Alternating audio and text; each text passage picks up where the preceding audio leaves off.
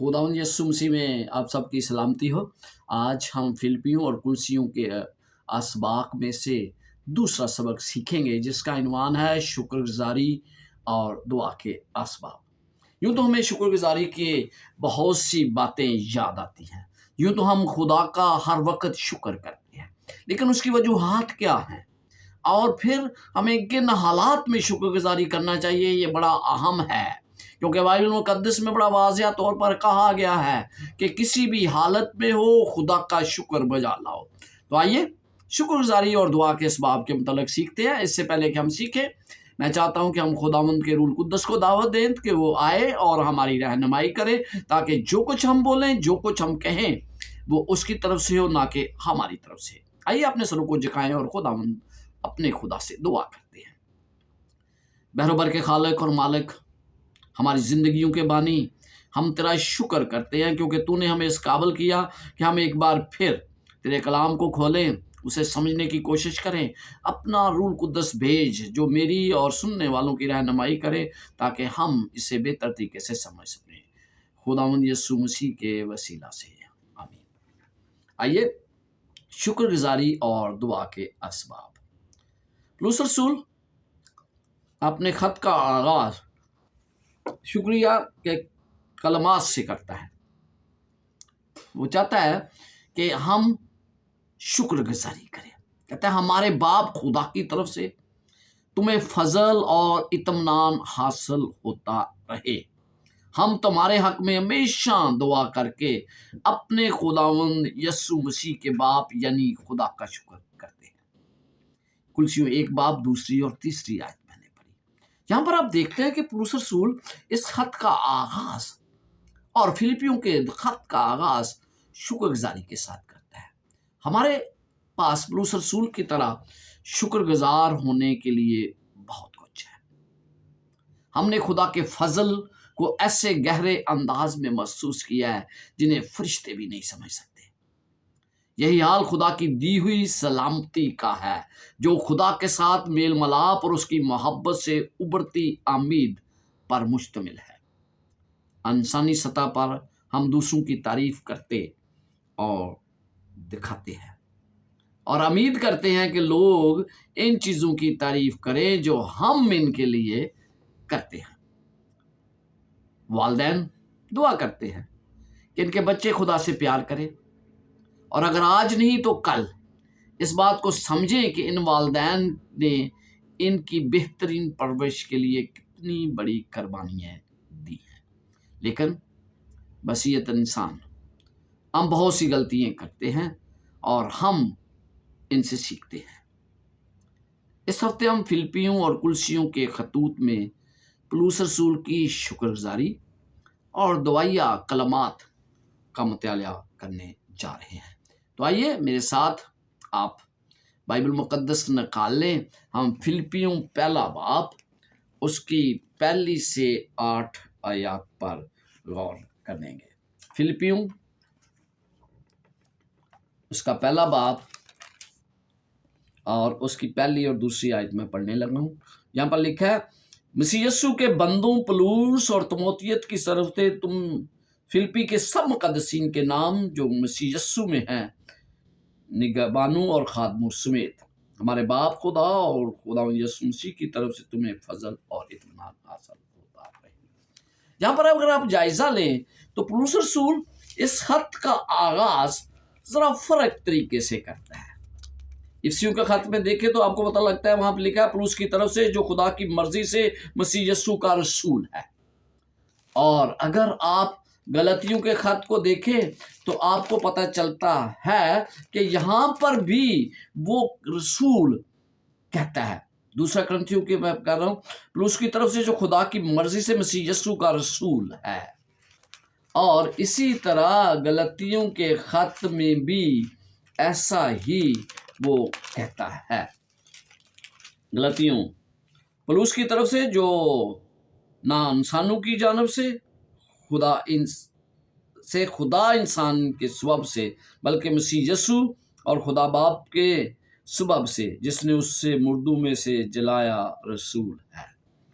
لیکن فلپیوں کی کلیسیا کو خط لکھتے ہوئے وہ یہ نہیں کہتا کہ میں رسول ہوں۔ اس کی وجہ کیا ہے؟ اس کی وجہ یہ ہے کہ فلپی کی کلیسیا کے ساتھ اس کا گہرا لگاؤ تھا، اور اسے اس انٹروڈکشن کی ضرورت نہیں تھی جو اسے دوسری کلیسیوں کے ساتھ کرنا پڑی۔ پولس نے فلپی کی کلیسیا کو قائم کیا، سینکڑوں میل دوری کے باوجود زنجیروں میں جکڑا ہوا کلیسیا کو اپنے دل میں رکھتے ہوئے مسیح یسو کی سی الفت۔ فلپیوں 1 اس کی 8 آیت پڑھنا چاہتا ہوں میں۔ یہاں پر اس کی محبت کا اظہار ہوتا ہے۔ اگر آپ کے پاس بائبل ہے تو ضرور نکالیے۔ خدا گواہ ہے کہ میں مسیح یسو کی سی الفت کر کے تم سب کا مشتاق ہوں۔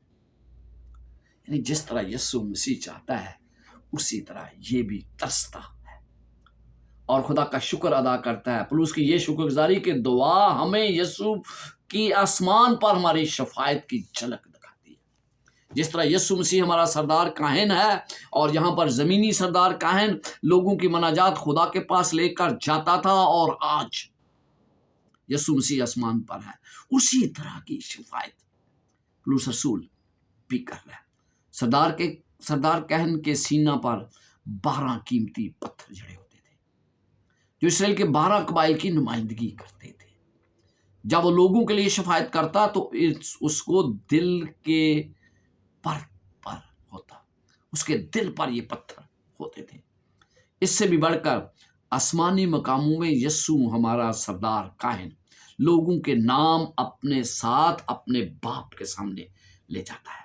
دلچسپ بات یہ ہے کہ فلپیوں کے خط میں جب ہم 3 آیت کو پڑھتے ہیں تو یہاں پر اس کے الفاظ پالوس اور فلپیوں کے درمیان قریبی تعلق کو نمایاں کرتے ہیں۔ جس طرح میں نے کہا کہ اسے انٹروڈکشن کی جہاں پر بالکل ضرورت نہیں تھی۔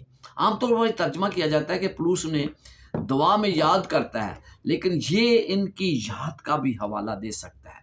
کسی بھی صورت میں یہ اس کی مشترکہ قریبی تعلق کی نشاندہی کرتا ہے، جیسے لفظ رفاقت بھی یہاں پر نمایاں نظر ہمیں آتا ہے۔ تو اس کا مطلب ہے کہ قریبی تعلق کونینیا بھی نمایاں کرتا ہے، جسے پولس کے دکھوں میں شریک رکھتا ہے۔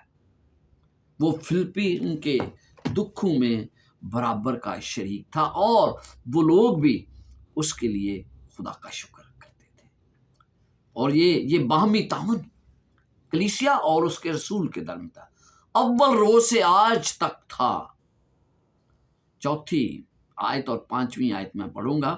اسے ان کے لیے خدا کا شکر کرنے اور خوشی کے ساتھ دعا کی جانب لے جاتا ہے۔ اس کا تعلق 3 اور 5 ہے۔ میں جب کبھی تمہیں یاد کرتا ہوں تو اپنے خدا کا شکر بجا لاتا ہوں، اور ہر ایک دعا میں تمہارے لیے کرتا ہوں، ہمیشہ خوشی کے ساتھ تم سب کے لیے درخواست کرتا ہوں، اس لیے کہ تم اول روز سے لے کر آج تک خوشخبری کے پھیلانے میں شریک رہے۔ یعنی کہ وہ اس کے ساتھ شریک تھے، جو کچھ وہ کرتا تھا خدا کے کلام کو پھیلانے میں۔ دلچسپ بات یہ ہے کہ پولس اپنی قید کو کافی مثبت انداز میں پیش کرتا ہے۔ قید میں ہے اور اس کے لیے وہ خوشخبری کی جواب دہی اور ثبوت فراہم کرنے کا موقع بھی دیتا ہے۔ 1:7 میں وہ بیان کرتا ہے، جہاں پر لکھا ہے، چنانچہ واجب ہے کہ تم سب کی بابت ایسا ہی خیال کروں، کیونکہ تم میرے دل میں رہتے ہو، اور میری قید اور خوشخبری کی جواب دہی اور ثبوت میں تم سب میرے ساتھ فضل میں شریک ہو۔ یہ تمام الفاظ ظاہر کرتے ہیں کہ پولس رسول انہیں کتنا پسند کرتا تھا۔ پولس رسول ان 2 قانونی اصلاحات کے استعمال سے پتہ چلتا ہے کہ اس کا مقدمہ قریب ہے، لیکن پولیس فعال طور پر سپاہیوں اور مہمانوں کو خوشخبری سنا کر مشغول کر رہا ہے۔ حملوں کے خلاف دفاع اور ابدی حقیقتوں کی تصدیق دونوں ضروری ہیں۔ ایسا لگتا ہے کہ پولیس اپنے مستقبل کے بارے میں بے پرواہ ہے، چاہے وہ زندہ رہے یا مرے۔ پولیس کو یقین تھا کہ خدا نیک کام کو جس کو اس نے شروع کیا ہے اس کے اندر پورا کرے گا۔ جو نیک کام اس کلیسیا کے لیے کیا گیا، اور کیونکہ وہ 6 آیت میں لکھتا ہے، اور مجھے اس بات کا بھروسہ ہے کہ جس نے تم میں نیک کام شروع کیا ہے وہ اسے یسوع مسیح کے دن تک پورا کر دے گا۔ یعنی کہ اس کو کتنا یقین ہے کہ خدا اپنے وعدوں میں کامل ہے۔ ہم دیکھتے ہیں کہ پہلی بات جو آج کے سبق میں ہے کہ وہ کس طرح لوگوں کا بھروسہ خدا پر ڈلاتا ہے۔ کیسے بھی حالات ہوں، مجھے اس کی فکر نہیں کرنی چاہیے۔ ہر حالات میں ہمیں خدا کا کلام پھیلانا چاہیے۔ کچھ سال پہلے ایک پادری نے ایسی دعا کا ذکر کیا جو بس میری اور میری ضروریات یا خواہشات کے گرد گھومتی ہے، اور ہماری بھی ایسی ہی دعائیں ہوتی ہیں۔ اس نے انہیں خود غرضی کی دعائیں کہا جاتا ہے، کیونکہ خدا کے ذہن میں بڑی چیزیں، چھوٹی چھوٹی باتیں۔ فلپیوں میں جب ہم پڑھتے ہیں اس کا مرکز کیا ہے، پلس کون سی بڑی درخواستیں کرتا ہے، اس کی درخواستیں کیا تھی، آئیے ہم دیکھتے ہیں۔ پولس فلپیوں 1 اس کی 9 سے 11 لکھا ہے، اور یہ دعا کرتا ہوں کہ تمہاری محبت علم اور ہر طرح کی تمیز کے ساتھ اور بھی زیادہ ہوتی جائے۔ پہلی بات وہ محبت کا ذکر کرتا ہے کہ تم میں محبت اور زیادہ ہو، تاکہ عمدہ باتوں کو پسند کر سکو اور مسیح کے دن تک صاف دل رہو اور ٹھوکر نہ کھاؤ۔ دوسری بات، پہلی بات محبت رکھو، اور دوسری بات کہ ٹھوکر نہ کھاؤ، اور پھر تیسری بات اور راست بازی کے پھل سے جو مسیح یسوع کے سبب سے ہے بھرے رہو۔ جب ہم محبت رکھیں گے، جب ہم دوسروں کے لیے ٹھوکر کا باعث نہ بنیں گے، تو پھر ہمارے اندر خدا کے پھل پیدا ہوں گے، یسوع مسیح کے پھل ہمارے اندر ہوں گے، اور پھر ہم محبت ہمیں اس سے ہے کہ خدا نے ہمیں شکر گزاری کے لیے پیدا کیا ہے۔ محبت اور بھی زیادہ ہوتی جائے گی۔ پلوس صرف زیادہ محبت کے لیے نہیں، بلکہ خاص ہمت میں رہنمائی کرنے والی محبت کے لیے دعا کرتا ہے۔ علم اور ہر طرح کی تمیز کے لیے بھی ایک خاص طرح کی محبت، یا علم کا حوالہ محض ذہنی فہم کی طرف نہیں، بلکہ روحانی چیزوں کا علم ہے۔ جو یہاں پر علم کا کہا ہے نا، تاکہ عمدہ باتوں کو پسند کرو اور زیادہ تمیز کے ساتھ، علم اور ہر طرح کے تمیز کے ساتھ، یعنی یہ علم جو ہے یہ کیا ہے؟ یہ روحانی علم ہے جو خدا کے ساتھ رفاقت اور اس کے کلام کے مطالعہ سے حاصل ہوتا ہے، اور اس کا اور کوئی ذریعہ نہیں۔ دوسری بات وہ تمیز کی بات بھی یہاں کرتا ہے، اس کی وضاحت پولس کے ذریعے کی گئی ہے کہ عمدہ باتوں کو پسند کرو، اخلاقی طور پر نقصان دہ چیزوں سے امتیاز کرنا، اور صاف دل رہو اور ٹھوکر نہ کھاؤ۔ محض مخلص ہونا، سورج کی روشنی سے پرکھا جانا، اور یہ عمل بے داغ پاکیزگی کی طرف اشارہ کرتا ہے۔ مسیح کے ہر عمل کو سورج کی روشنی کی طرح شفاف ہونا کی ضرورت ہے۔ ٹھوکر کا باعث نہ بننا، کچھ ایسا نہ کرنا یا کرنا جس سے کسی کے ایمان لانے میں مشکلات پیدا ہوں۔ مسیح کے ذریعے راست بازی، یہ تمام باتیں وہ ان آیات میں کرتا ہے۔ پلوس رومیوں اور غلطیوں کے خطوط میں بیان کرتا ہے کہ اور فلپیوں 3 میں مزید وضاحت کرتا ہے ہماری اپنی کوئی راست بازی نہیں سوائے اس کے جو مسیح یسوع کے ذریعے ہمیں حاصل ہوتی ہے۔ ہم جو کچھ بھی کریں ہماری محبت اور بھی زیادہ ہوتی جائے اور مسیح کے لیے ہم کتنے اہم ہیں یہ ہمیں دیکھنا ہے، کیونکہ خدا روحانی طور پر ہمیں مضبوط کرنا چاہتا ہے۔ روحانی تمیز کا عملی اطلاق کیا ہے؟ جب فلپی کے لوگوں نے پولس کی قید کے بارے میں سنا تو وہ پریشان ہوئے، کیونکہ اب اس کا کام بہت محدود ہو چکا تھا۔ وہ سفر نہیں کر سکتا تھا، وہ تبلیغ نہیں کر سکتا تھا، منادی نہیں کر سکتا، وہ عبادت گاہوں میں جا کر لوگوں کو یسوع مسیح کے بارے میں تعلیم نہیں دے سکتا تھا، وہ مزید کلیسیاں قائم نہیں کر سکتا تھا۔ فلپیوں نے رسول کی حالت کا پتہ لگانے، اس کی حوصلہ افزائی کرنے اور ضروریات پورا ہونے کی یقین دہانی کے لیے اپرتوس کو بھیجا تھا۔ پہلے ہم دیکھتے ہیں فلپیوں 1 باب اس کی 12 سے 18 آیات میں پولس نے اپنی قید کو کیسا خیال کیا، قید میں تھا، اور ہم اس کے رویے سے کیا سیکھ سکتے ہیں۔ پولس نے جو پیغام بھیجا اس نے فلپیوں کو حیران کر دیا۔ پولس نے اپنے حالات کو مختلف انداز سے دیکھا۔ اس کی روحانی تمیز نے اسے اپنی قید کو ایک اچھی چیز کے طور پر دکھا دیا، جس نے اس کے کام میں بالکل بھی رکاوٹ نہیں ڈالی، لیکن خوشخبری کی ترقی کا باعث ہوئی۔ 12ویں آیت میں کہا یہ خوشخبری کی ترقی کا باعث ہے میرا جیل جانا۔ جہاں دوسروں نے صرف زنجیروں اور سلاحوں کو دیکھا، پالوس نے اپنے رومی محافظوں کو خدا کی بادشاہت کے ممکنہ جانوں کے طور پر دیکھا۔ اس نے ان لوگوں کو کلام سنایا جن عام حالات میں جن تک پہنچنا ناممکن تھا، یعنی محل تک اس کی رسائی اس قید خانے کے ذریعے ہو گئی۔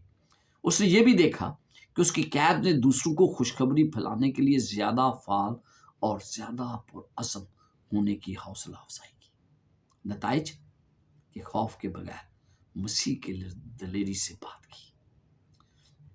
اس نے دیکھا جب لوگوں نے سنا کہ وہ قید میں کتنا پرامید ہے، اس نے کیا کیا ہے، تو وہ اور بھی زیادہ خوشی سے منادی کرنے لگے، اور بھی جوش سے منادی کرنے۔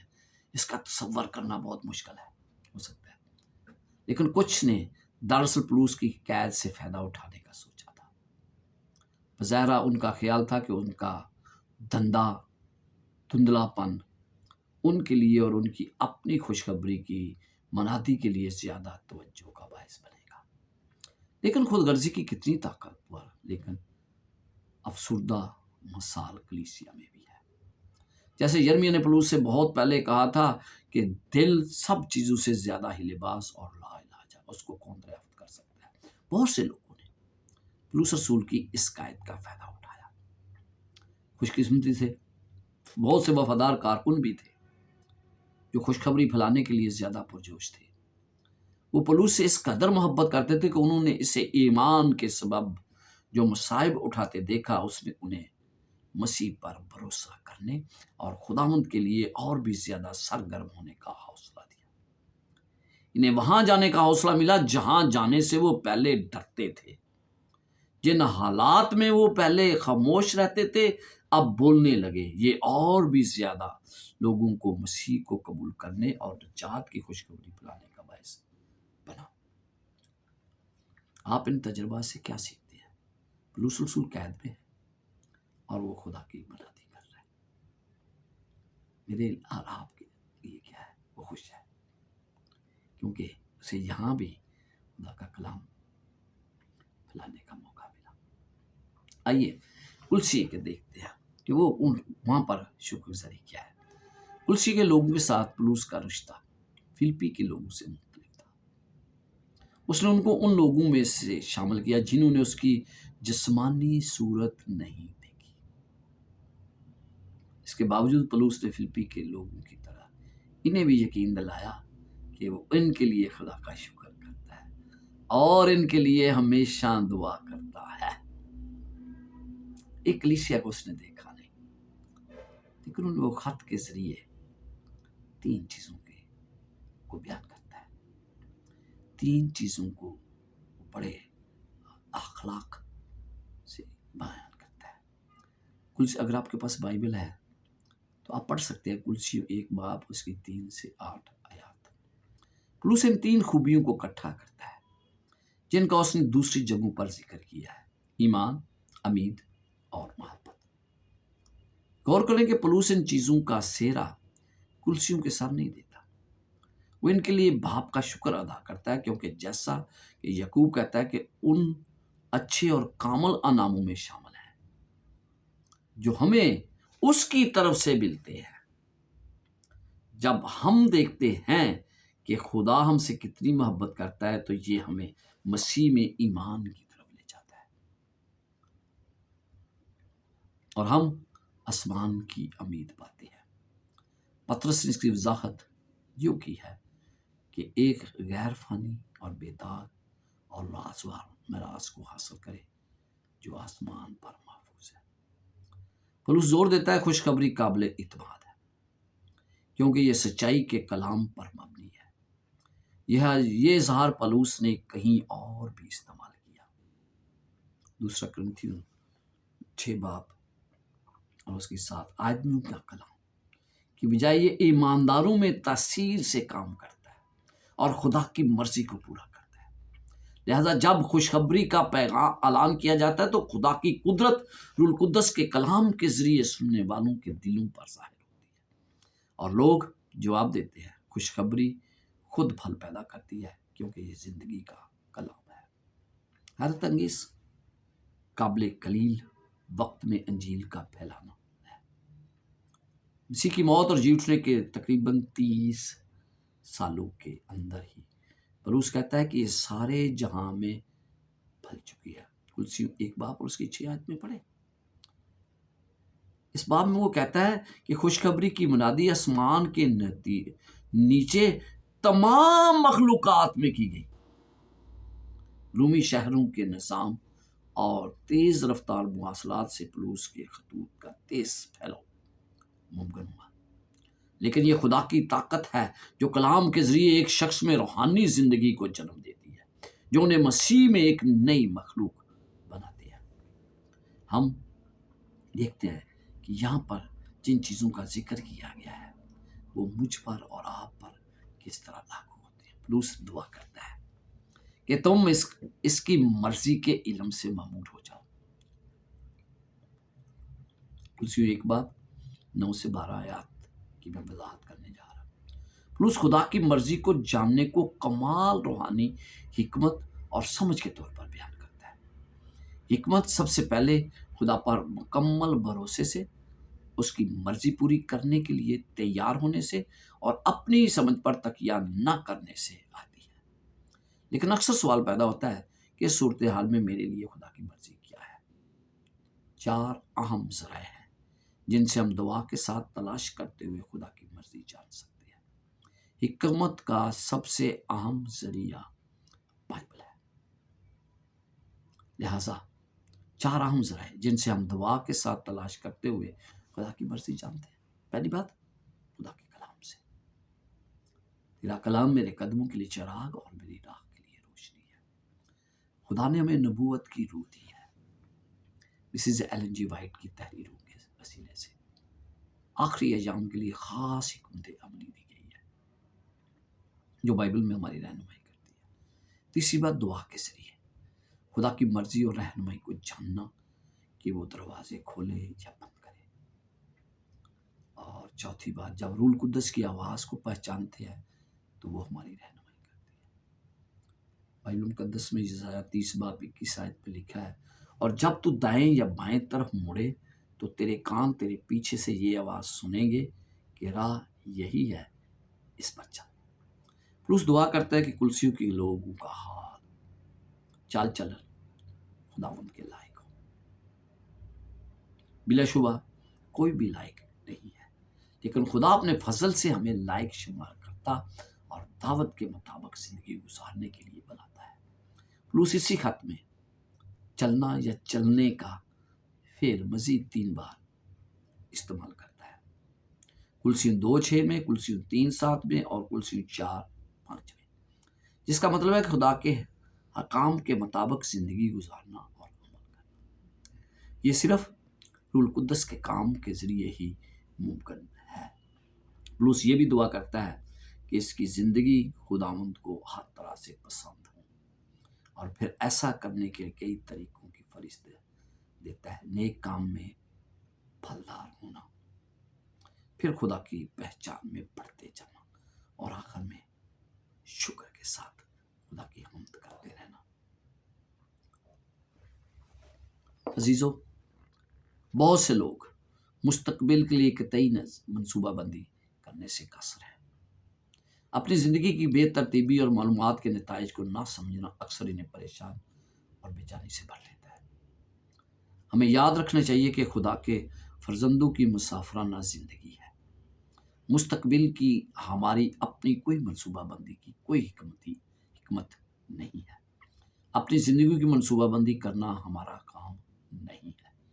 ایمان ہی کے سبب سے جب ابراہیم بلایا گیا تو حکم مان کر اس جگہ چلا گیا جسے براس میں لینے والا تھا، اور اگرچہ جانتا نہ تھا کہ میں کہاں جاتا ہوں تو بھی روانہ ہو گیا۔ عبرانیوں 11:8۔ یعنی منصوبہ بندی کرنا میرا کام نہیں، اپنی زندگی کی۔ مسیح یسوع نے بھی زمین پر اپنی زندگی میں اپنے لیے کوئی منصوبہ نہیں بنایا۔ اس نے خدا کے منصوبوں کو قبول کیا، اور باپ نے دن بدن اپنے منصوبوں کو ظاہر کیا۔ ہمیں بھی خدا پر انحصار کرنا ہے تاکہ ہماری زندگیاں اس کی مرضی کے مطابق، اور جیسے ہی ہم اس کے لیے اپنی راہیں پیش کرتے ہیں وہ ہمارے قدموں کی ہدایت کرے گا۔ بہت لوگ مستقبل کی منصوبہ بندی میں مکمل طور پر ناکام ہو جاتے ہیں۔ خدا کو اپنے لیے منصوبہ بندی کرنے دے، ایک چھوٹے بچے کی طرح اس کی رہنمائی پر بھروسہ کرے، جو اپنے مقدسوں کے پاؤں کو سنبھالے رہے گا۔ تو خداوند آپ کے ساتھ ہو اور آپ کی رہنمائی کرے جب آپ شکر گزاری اور دعا کے اسباب کے متعلق سوچتے ہیں۔ خداوند آپ کے ساتھ ہو اور آپ